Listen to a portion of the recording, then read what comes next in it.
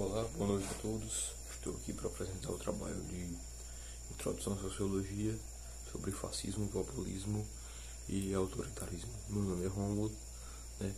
E eu fiquei com a parte científica, digamos assim, onde eu vou apresentar aqui coisas sobre esses três fenômenos, digamos assim, né? E pela base científica, né? Usando a ciência, o estudo dessas coisas como base do meu seminário aqui, né? E assim, eu selecionei 3 artigos em relação a isso, um falando sobre fascismo, outro sobre populismo e outro sobre autoritarismo, né? E eu vou começar aqui com o que fala sobre fascismo, né? Que se chama Definindo o Fascismo, comparando análises e interpretações, do Gustavo Feital Monteiro, né? Ele produz esse artigo, né, analisando 2 obras, né, sobre o fascismo. Uma, né, que seria a Anatomia do Fascismo, do Robert Paxton, e Fascistas, do Michael Mann, comparando semelhanças e diferenças entre essas obras, né? Bom, ele seleciona, né, e começa dizendo basicamente o seguinte, que ambos veem o fascismo de forma geral, mas também analisando casos particulares, né, analisando suas particularidades, né? Os elementos sociais, ideológicos, econômicos e políticos do fascismo, né? E ressalta ainda que o Mann, né, o Michael Mann, ele vai mais por uma pesquisa sociológica e o Paxton é por uma pesquisa histórica, né? E posteriormente ele começa a apresentar as semelhanças, né? O que é que ele diz sobre esses estudos? Que há uma dificuldade de comparação entre os regimes fascistas, né? Que ambos denotam que o fascismo é um movimento de massa, né? Muita gente apoiando aquilo ali em momentos dificultosos, com soluções fáceis, né? E também existe uma negociação com as elites, né? Que eles subiram ao poder, os fascistas subiram ao poder por meio de negociações com as elites, né? E assim, aí as diferenças são o seguinte, né? É a definição do fascismo, então tem divergências entre essas 2 obras, né? A classificação dos governos, esse daqui é fascista, esse daqui não é. E os fundamentos ideológicos, né? Vamos tratar primeiro das semelhanças, segundo o artigo do Gustavo, né? Tipo, existe essa dificuldade de comparação porque existiram poucos regimes fascistas, né, na história. Não tem uma coisa assim, uma abrangência muito grande, né? E é isso, a primeira semelhança. Ambos concordam nisso daí, segundo o estudo, a análise do Gustavo. E a segunda semelhança que eles concordam que o fascismo busca trazer as massas, né, para a política, né? Tipo, eles querem trazê-la e usá-la como base, né? Disciplinar ela para aquele tipo de regime e energizar. Como assim energizar? Você meio que politizar, eu já falei, mas meio que você transmitir àquele povo meio que uma coisa pelo que lutar, basicamente. É isso.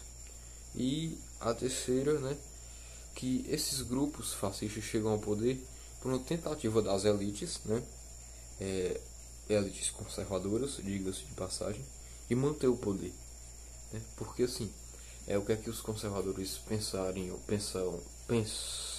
vamos dizer assim, no caso de Itália e Alemanha, por exemplo. Bom, o Mussolini, ele é um cara inexperiente, ele vai entrar lá e eu vou controlar ele porque eu tenho experiência na política, ele não tem, e não vai fazer ele não vai ser doido de fazer o que ele pensa em fazer, porque eu vou controlar ele. Porque eu sei fazer isso, ele não sabe, ele não conhece o jogo político. Do mesmo jeito na Alemanha, né? Assim, então eles menosprezaram, né, os grupos conservadores menosprezam os fascistas, né? E acaba o jogo virando totalmente o contrário do que eles pensavam. As diferenças, né? Aqui a primeira diferença, a definição. O Paxton diz que é uma coisa indefendida, não tem como você definir de fato, né? E o Mann, ele diz que ele dá uma definição para o fascismo. É a tentativa de construção transcendente e expurgada por meio do paramilitarismo. Essa é a definição que o Michel Mann usa para o fascismo, né? E o Paxton diz que não há definição alguma.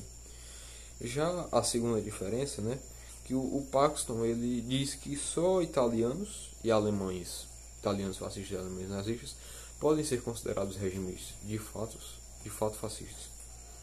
Ou seja, ele abrange muito menos do que o Mann, né, que diz que inclui nesse grupo a Espanha, a Áustria, a Hungria e a Romênia também, nesse período, que foram, nesse entre-guerras, digamos assim, que foram atingidos, que foram meio que governados, né? Foram de fato governados por regimes fascistas, né? E a questão ideológica agora, que é a diferença entre eles dois, é que o Paxton, o Robert Paxton, ele diz que não existe uma ideologia fascista, né? Nem intelectuais fascistas, porque, segundo o próprio fascismo rejeita essa base ideológica, é um regime altamente romântico, altamente idealista. Já o Mann, ele diz que afirma que existe, que era um regime ideológico, né, demasiadamente ideológico, meio que para ele o fascismo foi uma resposta ideológica à crise ideológica que existia na Europa, né? Então, basicamente é isso. Eles discordam em alguns pontos e concordam em outros. Agora a gente vai passar para o populismo, que a partir daqui eu vou logo prevenir vocês que eu não consegui nada internacional, digamos assim, nada que abranja mais internacionalmente. Eu consegui apenas dois artigos, né, um de cada, como eu já falei, que falam mais do caso nacional. É o primeiro, que é o do Emerson Urizi Servi, que são as 7 vidas do populismo, né? Ele faz esse estudo na base de outro livro que agora eu não estou me recordando, perdão. E basicamente ele diz que o populismo é um objeto de estudo científico, tanto pelas paixões contrárias ou favoráveis a ele, né, e também a sua diversidade de ocorrência em várias abordagens, de várias formas. A gente pode mesmo ver a América Latina nesse sentido aí. A América Latina como um todo, Brasil, Argentina, Chile, etc, etc, né? E ele diz que segundo os estudos dele, que isso surge quando há uma desvinculação das pessoas de seus quadros sociais, né, e há uma massificação, uma perda da representatividade da classe dirigente, das elites, e presença de um líder dotado de carisma. Ou seja, o que ele quer dizer? Quando as pessoas meio que estão insatisfeitas, digamos assim, e surge um cara com soluções fáceis, com soluções que para a massa parecem algo fantástico, que vai resolver aquele ali, ó, um clique, né?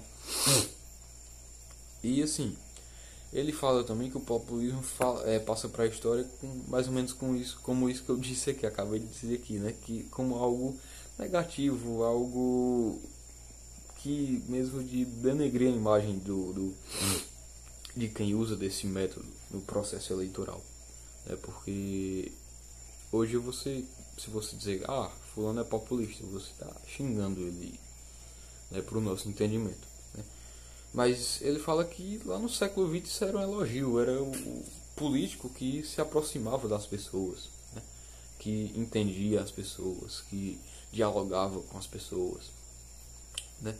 E ele, meio que o populismo é uma alternativa ao comunismo. Você tem na América Latina aqui regimes populistas. Você tem no o Vargas também, um grande populista que a gente pode citar aí, de destaque, né? E também ele fala mais o que sobre o neopopulismo, né? Que seria algo que não é mais aquela coisa de um discurso tão fácil assim. Seria meio que uma persuasão por esses mesmos líderes carismáticos, só que com uma base maior, digamos assim, né? Porque esse neopopulismo pode ocorrer em democracias também, né? E basicamente é isso. Agora a gente vai passar para o estudo aqui do Ricardo Luiz de Souza, né, sobre o Alberto Torres. O Alberto Torres, para quem não sabe, foi um político brasileiro que ele viveu ali mais ou menos em meados do século XIX até ali o comecinho do século XX. Salvo engano, ele faleceu em 1917, se não me falha a memória, né? E ele é um cara assim, era autoritário e nacionalista, né? Sim, ele tinha uma característica muito peculiar a todo tipo de nacionalismo, que é basicamente aquela coisa de praxe, né? Antiliberal, antissocialista, previa um Estado forte,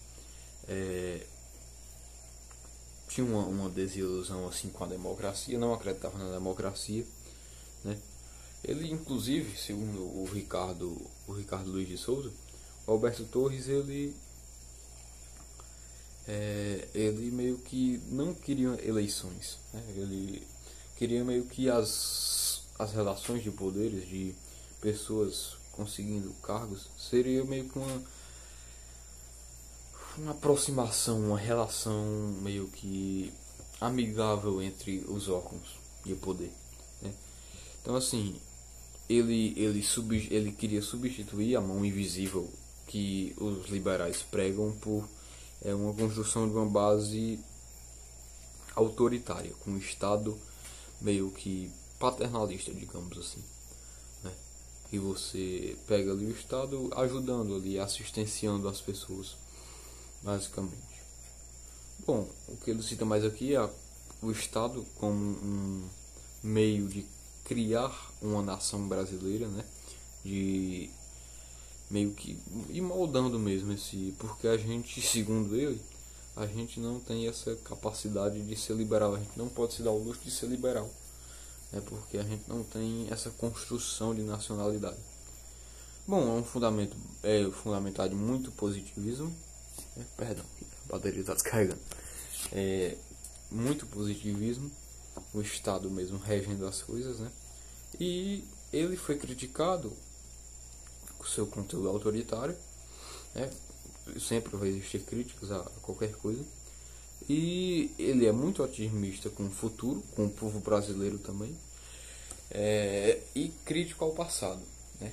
Ou seja, a colônia, o império, ele critica muito isso e vê o futuro como algo bom e vê o povo brasileiro como pessoas bem preparadas, digamos assim, né? E assim, ele tem uma característica importante à sua época, né? Porque assim, naquela época as pessoas tinham muito essa questão do branqueamento, digamos assim, o preconceito, né? Do racismo mesmo, com essa questão. Ele não via por esse lado racista. Ele meio que dizia que o atraso era de fato da ordem social, era culpa da ordem social ou da desordem, né?